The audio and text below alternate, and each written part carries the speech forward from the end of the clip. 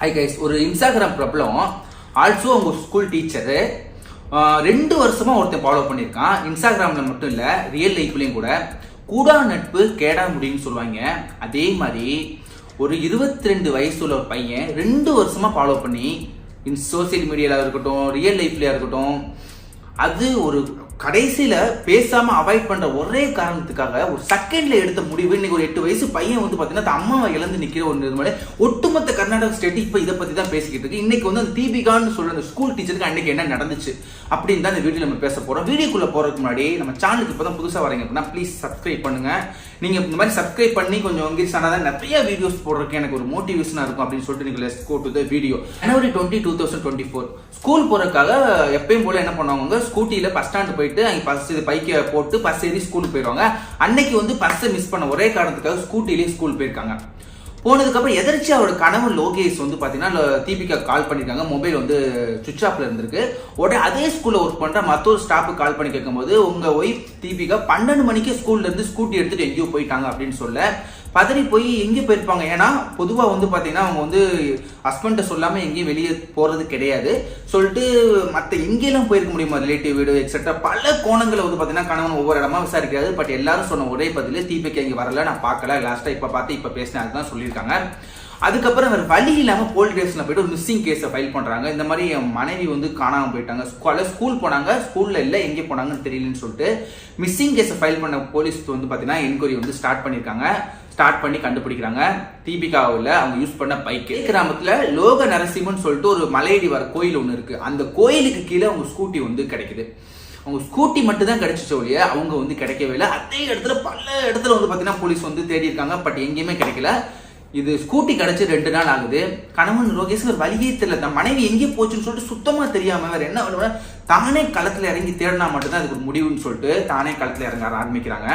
அதே கோயில்ல அந்த ஸ்கூட்டி கிடைச்சி தெரியுங்களா, அதே கொஞ்சம் தள்ளி ஆள் நடமாட்டம் இல்லாத பகுதியா பார்த்து பல இடத்துல வந்து பாத்தீங்கன்னா ஃபுல்லா ஊர் பொதுமக்கள்லாம் சேர்ந்து தேட ஆரம்பிச்சிருக்காங்க. அப்படி தேடும் போது ஒரு இடத்துல வந்து பாத்தீங்கன்னா வானத்துல கழுகு வந்து பாத்தீங்கன்னா ஃபுல்லா வட்டம் இருக்கு. கழுகு வட்டமிடுதுன்னா ஏதாவது மாமிசம் ஏதாவது இருந்தா மட்டும்தான் கழுகு வந்து வட்டமிடும். அதே அந்த கீழே எல்லாம் பார்க்கும்போது புது மண்ணு மாதிரி தெரிஞ்சு எறும்புகள்லாம் அதிகமா போற ஒரு இடம் வந்து மண்ணு வந்து பாத்தீங்கன்னா குழி தோண்டி புதைச்ச மாதிரி ஒரு இடத்துல வந்து காணப்பட்டிருக்கு. அந்த இடத்துல வந்து பாத்தீங்கன்னா பள்ளம் தோண்ட ஆரம்பிக்கிறாங்க. ஒரு 2 அடி தோண்டோடனே தீபிகாவோட புடவை வந்து கண்ணில் மாட்டுது. அதை பார்த்த உடனே தீபிகா வந்து பார்த்த உடனே வந்து பாத்தீங்கன்னா கணவன் லோகேஷ் அந்த இடத்துல கதறி அழுதுட்டாரு. ஏன்னா அன்னைக்கு காணாம போன லாஸ்ட் அன்னைக்கு பயன்படுத்தின அதே புடவை தான் லோகேஷ் பார்த்திருக்காரு. தோண்டி எடுக்கிறாங்க. உடம்பு முழுக்க சதைக்கப்பட்ட நிலையில ஒரு தீபிகா வந்து கண்டெடுக்கிறாங்க. உடனே வந்து போலீஸ்காரங்களுக்கு போது வராங்க. பிறகு பரிசோதனைக்கு கொண்டு போறாங்க. கொண்டு போயிட்டு கேஸை வந்து கொலை கேஸா பதிவு பண்ணி என்கொயரியை ஸ்டார்ட் பண்றாங்க. தன் கணவனே எப்படி லோகேஷ் அவர்களே மனைவியை கண்டுபிடிச்சாங்களோ அதே மாதிரி போலீஸ்காரங்க எதிர்பார்க்காத ஒண்ணு அந்த கேஸ் ரொம்ப வைரல் ஆகுது.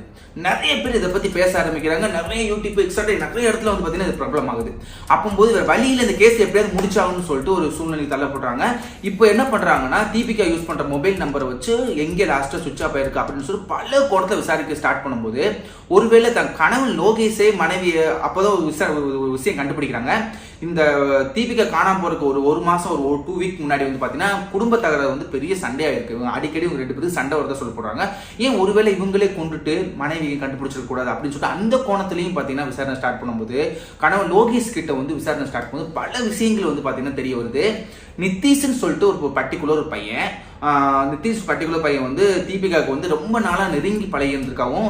இன்ஸ்டாகிராம் அதே மாதிரி எப்படி உங்க ஸ்கூல் டீச்சரோ அதே மாதிரி சோசியல் மீடியால உங்களுக்கு அதிகம் ஆர்வம் வந்திருக்கு. இன்ஸ்டாகிராம்ல ரீல்ஸ் போடுறது இந்த மாதிரி பல விஷயத்துல வந்து இவங்க இன்ட்ரெஸ்டா இருந்திருக்காங்க.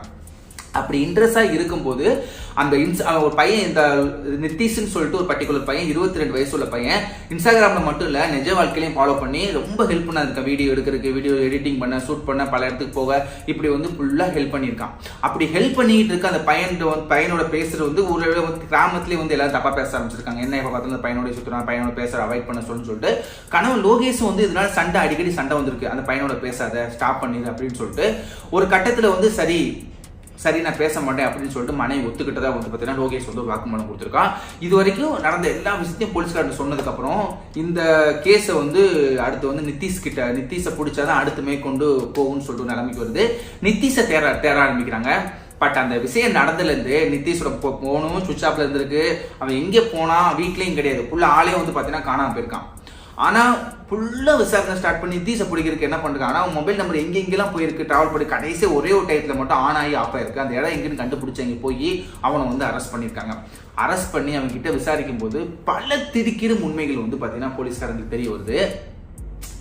இதை வந்து எப்படி சொல்றது, பல திடுக்கிற உண்மைகள் வந்து பார்த்தீங்கன்னா போலீஸ்காரங்க தெரிய வருது. ஆக்சுவலாக என்ன நடந்துச்சு அப்படின்னா, தீபிகா வந்து பார்த்தீங்கன்னா ஹஸ்பண்டுக்கும் ரோகேஷுக்கும் தீபிகாவுக்கும் சண்டை வந்து அந்த பையனோட பேச மாட்டேன் அப்படின்னு சொல்லிட்டோன்னே இது தீபிகாவும் வந்து பார்த்தீங்கன்னா அந்த பையன் வந்து பேசுறது கொஞ்சம் கொஞ்சமாக கம்மி பண்ணியிருக்காங்க. இனிமேல் என்கிட்ட பேசாத, நீ பேசுறது வந்து நட்பு வந்து நம்ம எங்கள் ஹஸ்பண்டுக்கு பிடிக்கல, அதனால நம்ம வந்து பேச வேணாம் அப்படின்னு சொல்லிட்டு முடிவு பண்ணிட்டாங்க. ஒரு கட்டத்து மேலே போகும்போது எனக்கு வந்து ஹஸ்பண்ட் அது குழந்தைகள் தான் முக்கியம் அப்படின்னு சொல்லிட்டு நட்பை வந்து கட் பண்ணதான் சொல்லப்படுது. இதனால ரொம்பவே மனம் முடிஞ்சு போயிருக்கான் யாரு, நிதிஷ். வேற வழி இல்லாமல் எதாச்சும் ஒரு வாட்டி கால் பண்ணியிருக்கான், போன் போயிருக்கு, பிளாக் லிஸ்ட் பண்ணல.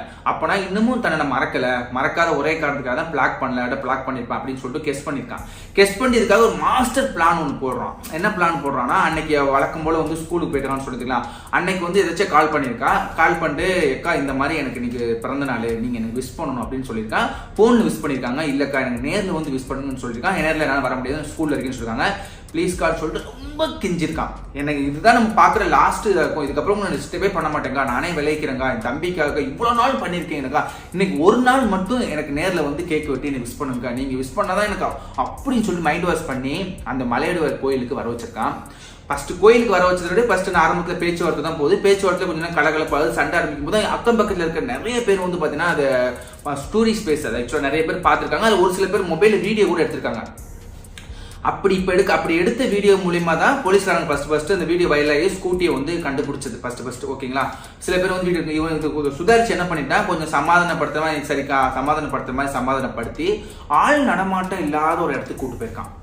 அங்கே கூட்டு போயிட்டு கெஞ்சிருக்கான், எங்கிட்ட இதுக்கப்புறம் பேசுங்கன்னு சொல்லிட்டு. பட் வந்து பேசுறதுக்கு வந்து அந்த தயாரா இல்லை. எனக்கு வந்து ஹஸ்பண்ட் அண்ட் குழந்தை தான் எனக்கு முக்கியம், இனிமேலே நீ விட்டுரு அப்படின்னு சொல்லிட்டு அவங்க விலகி போகும்போது அவங்க எதிர்பார்க்காத நேரமா பார்த்து புடவையை பிடிச்சி இழுத்து கல்லை எடுத்து மூஞ்சிலே அடிச்சு துப்பட்டாவில் வந்து பார்த்தீங்கன்னா கழுத்தை நினைச்சு கொடூரமான முறையில் வந்து கொலை பண்ணியிருக்கான். அவன் இது வரைக்கும் கொடுத்த வாக்குமூலம் இதுதான்.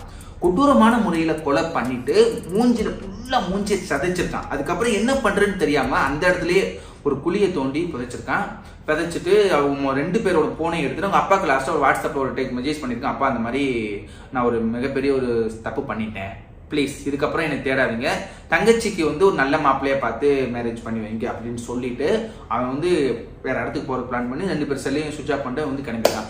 இது வரைக்கும் போலீஸ்காரங்க வாக்கு கொடுத்துருக்கான்.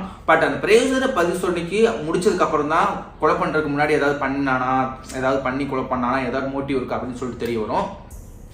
இதை பார்க்கும்போது உங்களுக்கு என்ன நினைக்குது? ஆக்சுவலாக வந்து உண்மையை சொல்ல போனால் கூடா நட்பு கேடா முடின்னு சொல்லுவாங்க. நம்ம ரொம்ப அதிகமாக கிட்டது பழகிட்டு திடீர்னு வளரும் போது மைண்டு வந்து அதை அப்செட் பண்ணிக்கிறதே நினைப்பு கண்டிப்பாக யாருக்கு இருந்தாலும் இருக்க தான் செய்யும். மைண்டுக்கே தோணும் சில நேரங்களில். சரி ஓகே, இப்போ பொள்ளாச்சி சம்பவம் வந்து கேள்விப்பட்டிருப்பீங்க. இதே கான்செப்ட் தான். நம்ம நல்லா க்ளோஸாக பழகிட்டு 2 பேருமே ஓகே வரைக்கும் பழகணும், பாய் 2 பேரும் பாய் சொல்லிட்டு போகிற வரைக்கும் எந்த பிரச்சனையுமே கிடையாது. பட் ஒரு சைடு மட்டும் ஸ்ட்ராங்காக இருந்தால் வந்த வினை தான் இந்த வினை. நம்ம மைண்ட் எப்போல்லாம் சொல்லுதோ வேணாம் அவங்ககிட்ட பேச வேணாம், இது தப்பா போகுது, வீட்டில் தெரிஞ்சு வான் பண்ணுறதுக்கு முன்னாடி ஒரு விஷயத்தை நம்ம ஸ்டாப் பண்ணோம்னா கண்டிப்பாக நம்ம எல்லாத்தையும் தப்பிக்கலாம். ஏன்னா இவ்வளோ நட்பாக பழகி 2 வருஷங்க பழகி தக்கா மாதிரி பழகிருக்கான். எப்படி கொலை பண்ணுறதுக்கு மைண்ட் இருக்கும், அவன் எந்த அளவுக்கு ஒரு இதுக்கு அப்கான்ஸ்டிப் ஆயிருப்போம் அப்படின்னு சொல்லிட்டு இந்த இடத்துல நம்ம நினைக்கணும். ப்ளீஸ் யாராக இருந்தாலுமே வந்து பார்த்தீங்கன்னா அவருக்கு ஒரு ரொம்ப செயற்கையாக வந்து அன்னோன் பர்சன்கிட்டயோ தெரியாதக்கிட்ட ரொம்ப விட்டு பழக விடாதீங்க அப்படின்னு சொல்லி முடிச்சு இந்த வீடியோ பார்க்கும்போது உங்களுக்கு என்ன தோணுது அப்படின்னு சொல்லிட்டு கமெண்ட்ல லீவ் பண்ணுங்க. நாளைக்கு ஒரு நல்ல வீடியோவில் பார்க்குறேன். அது வரைக்கும் நான் உங்களுக்கு இந்த விடைபெறுது. நான் உங்கள் ஆனந்தன். தேங்க்யூ.